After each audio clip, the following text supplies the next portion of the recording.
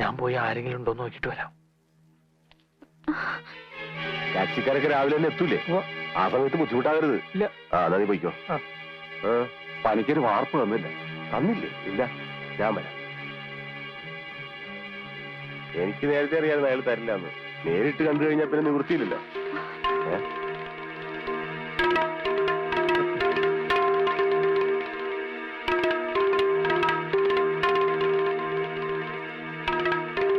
കഴിവറ മോളെ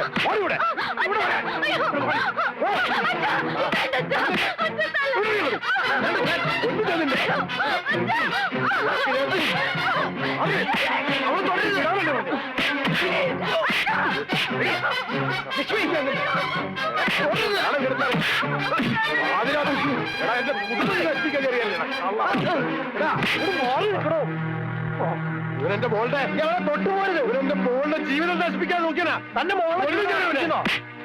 അതിന് ഇവരെ മാത്രം കുറ്റം പറഞ്ഞിട്ട് കാര്യമില്ല. തന്റെ മോൾക്കും കൂടി ഇഷ്ടണ്ടായിട്ടില്ല അവൾ ഇറങ്ങിപ്പോന്നെ. ഇക്കടക്കിന് വേറെ എന്തൊക്കെ നടന്നിട്ടുണ്ടെന്ന് ആർക്കറിയാം? കുറുപ്പേട്ട, കല്യാണത്തിന്റെ തലേന്ന് കാമുവിന്റെ കൂടെ കിടന്ന പെണ്ണെന്ന് പറഞ്ഞ ആണുങ്ങൾ ആരും കെട്ടാൻ തയ്യാറാവൂല. അത് ശരിയാ. അതുകൊണ്ട് ഈ പന്തൽ വെച്ച് നാളെ ഇവരുടെ കല്യാണം നടക്കട്ടെ. ഇവള് കെട്ടിത്തൂക്കി ചത്താലും ശരി, ഈ പിഴച്ചവന് ഞാൻ കൊടുക്കൂല. ഇവൻ ആരാന്നറിയോ നിങ്ങക്ക്?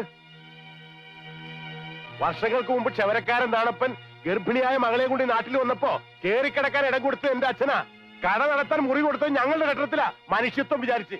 എന്നിട്ടിപ്പോ അവസാനം അവൻ ഞങ്ങളുടെ കുടുംബത്തിന്റെ തന്നെ മാനം ചരക്കാൻ തുടങ്ങി. ഇവനെ ജനിപ്പിച്ച തന്ത ആരാന്ന് ഇവന്റെ അമ്മയ്ക്ക് പോലും അറിയില്ല. അറിയാമെങ്കിൽ പറയണ പിഴച്ചുണ്ടായ സന്തതി. തന്തയ്ക്ക് പറക്കാത്തൊരു നിങ്ങൾ ആരെങ്കിലും നിങ്ങളുടെ മക്കളെ കൊടുക്കുവോ? പറയേ.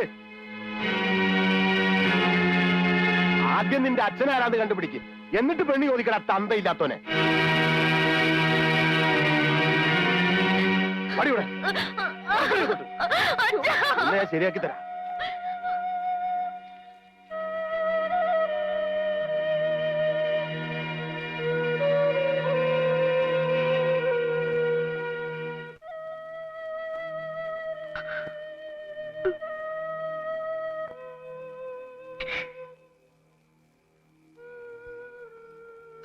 പലപ്പോഴും ഞാൻ ചോദിച്ചിട്ടുണ്ട്.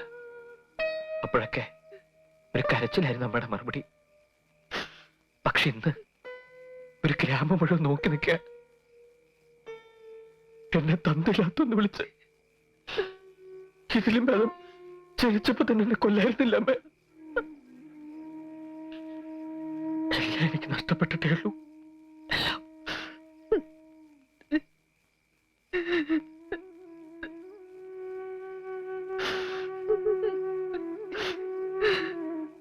പറയാൻ വയ്യെങ്കി വേണ്ടമേ. ഇനിയുള്ള കാലം മുഴുവൻ ഞാൻ ഈ അപമാനവും പേറി ഒരു പിഴച്ചുപെട്ട സന്തതിയെ ജീവിച്ചോളാം. നൊന്ത് പെറ്റ് താലോലിച്ചു വളർത്തി എന്നേക്കാൾ അമ്മയ്ക്ക് വലുത് അമ്മയുടെ സ്വാർത്ഥമാണല്ലോ.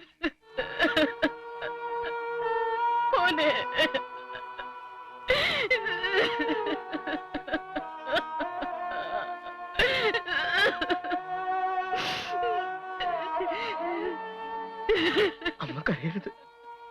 എനിക്ക് അച്ഛനില്ലെന്നല്ലേ ഉള്ളൂ, അമ്മയുണ്ടല്ലോ. ഞാൻ ഒരിക്കലും അമ്മ വിട്ടു പോവില്ല. അങ്ങനെ പോയ ഈ ലോകത്ത് എനിക്കിന് വേറെ ആരും ഉണ്ടാവില്ല അമ്മ.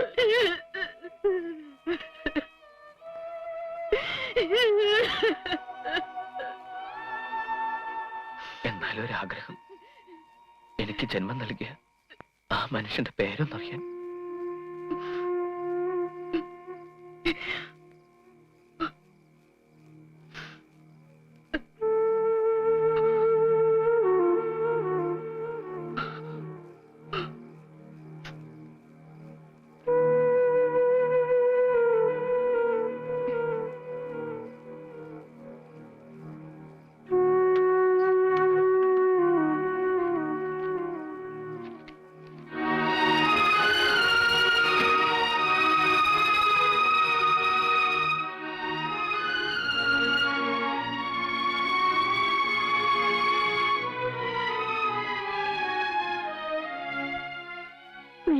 അച്ഛനെ അപമാനിക്കില്ലെന്ന് അമ്മയ്ക്ക് സത്യം ചെയ്തു തരണം. ഇല്ല, സത്യം.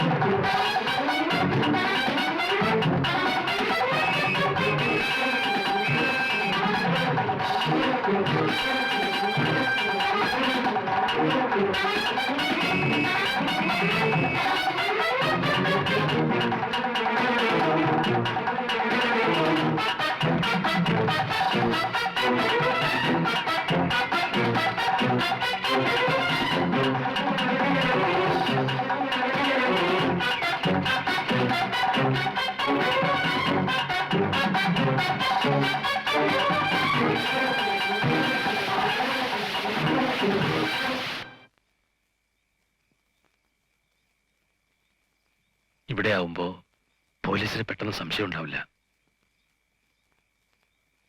പിന്നെ ഞാനിവിടെ ഉണ്ടെന്ന് ഗോപിയോടും വർഗീസ് സാറിനോടൊന്ന് പറയണം. ശരി തമ്പ്ര. ഇപ്പോഴല്ല, നാളെ.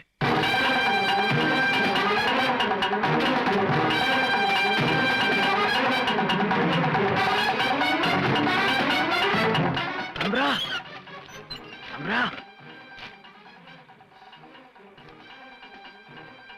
തമ്പ്ര, പോലീസ് നാട് നിങ്ങളെ തരുന്നുണ്ട്. തമ്പ്രാൻ കുറച്ചു ദിവസത്തേക്ക് പുറത്തേക്കൊന്നും ഇറങ്ങില്ലേ. മോളെ, തല പോയാലും തമ്പ്രാൻ ഇവിടെ ഉണ്ടെന്ന് ആരോടും പറയല്ലേ.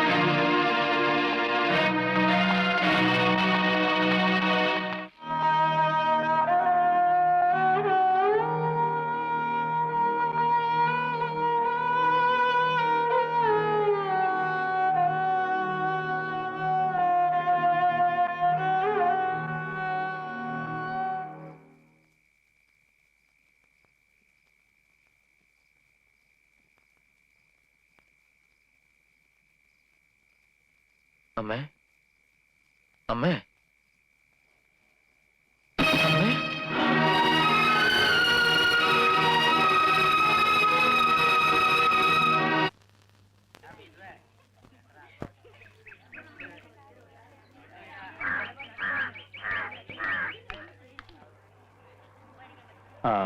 പ്രസ് കോൺഫറൻസ് കഴിഞ്ഞാൽ നമുക്ക് എന്താ പ്രോഗ്രാം? സാർ, ആ സെന്റ് മേരീസ് ഓർഫനേജില്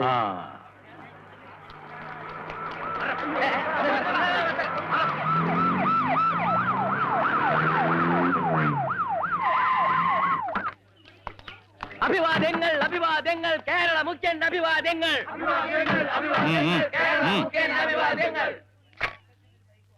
എന്തിനാടോ തൊണ്ട കളയണത്? ഇതൊക്കെ ഇലക്ഷൻ എടുക്കുമ്പോ പോരെ.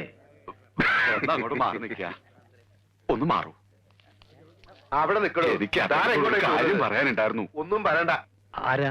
അതൊരു ചാക്യാരാ, അവശകലാകാരന്മാരുടെ പെൻഷന് വേണ്ടിയാ. ഓ, വരൂ. അപേക്ഷ അയച്ചിട്ട് കാലായി. ഇപ്പോ കൂത്തും കൂടിയാട്ടൊന്നും ആർക്കും വേണ്ടാലോ. വയസ്സുമായി. വീട്ടിലച്ഛ കഷ്ടത്തിലാണേ. എന്തെങ്കിലും പെൻഷൻ അനുവദിച്ച് കിട്ടിയാല്. Sanction within 24 hours. Yes sir. വിഷമിക്കണ്ട ശരി. ഓ ആ തൽക്കാലം ദാ, ഇത് വെച്ചോളൂ. ആ എന്റെ പൊന്നു ചങ്ങാതി, വാർത്തയാക്കാനത് മുഖ്യമന്ത്രിയുടെ ദുരിതാശ്വാസ നിധിയൊന്നും അല്ല, തികച്ചും വ്യക്തിപരമാണ്. ഈ തുമ്മുന്നതും ചീറ്റുന്നതും ഒക്കെ വാർത്തയാക്കുന്നതാണ് പത്രധർമ്മം എന്ന് വിചാരിച്ചാൽ ഇപ്പൊ എന്താ ചെയ്യാ? ഞാനും കുറെ കാലം ഈ കയ്യിലും കുത്തി നടന്നതാണ്. എന്താ സാർ? അല്ല, മഴ പെയ്യാൻ സാധ്യതയുണ്ട് എന്ന് പറയായിരുന്നു.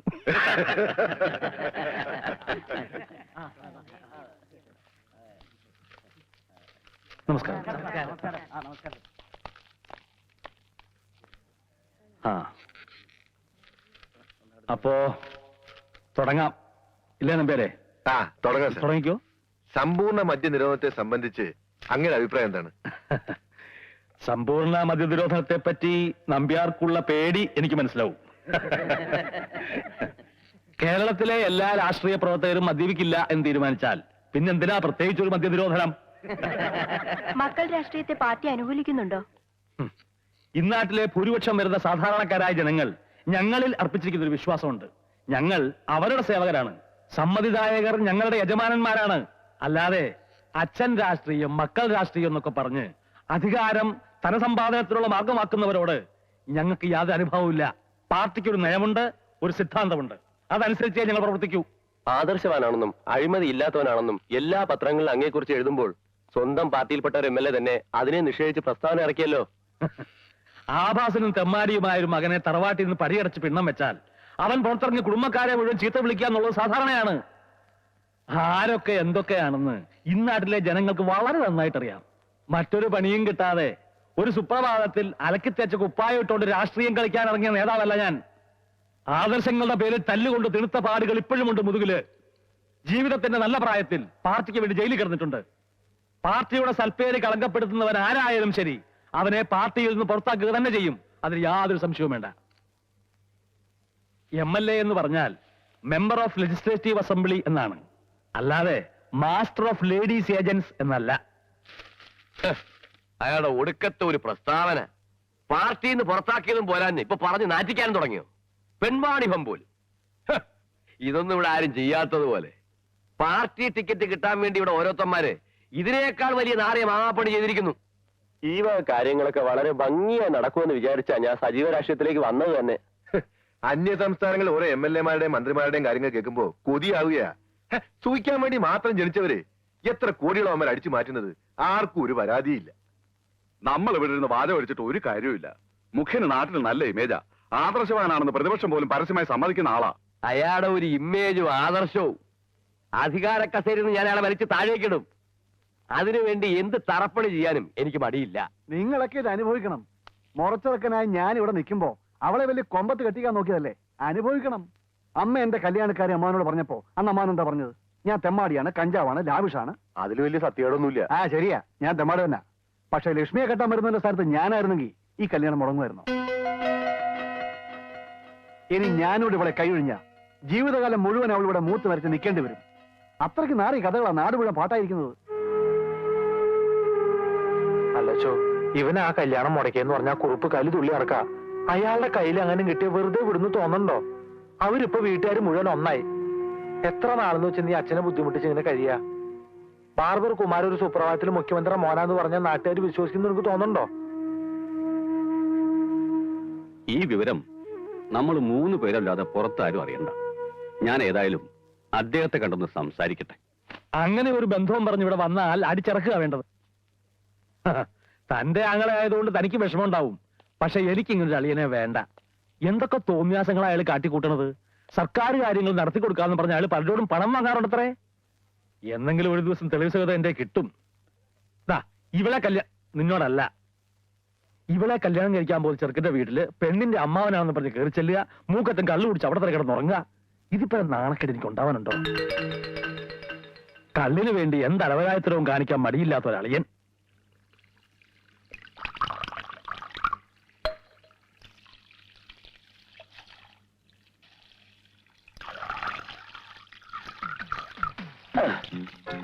എന്റെ ദൈവമേ, ഈ കാലത്ത് ബന്ധുക്കളെ പോലും വിശ്വസിക്കാൻ കൊള്ളത്തില്ല. ഒഴിച്ചു തരികയും ചെയ്യും, ചെന്ന് കൊടുക്കുകയും ചെയ്യും. ഇനി മാന്യന്മാരെ പോലെ പെരക്കാത്തിരുന്ന് മര്യാദയ്ക്കായിരിക്കാന്ന് വെച്ചാല് പ്രോട്ടോക്കോളുമായി അളിയം വരും. ഇനി ഇതൊക്കെ മാർഗമില്ല.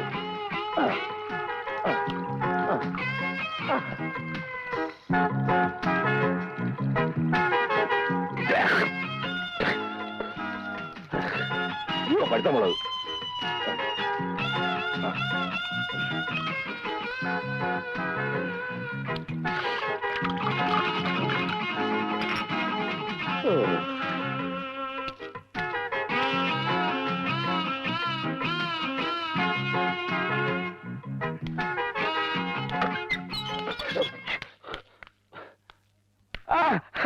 മോളായിരുന്നോ? അമ്മാവ് രണ്ടു ദിവസമായിട്ട് എവിടെയായിരുന്നു?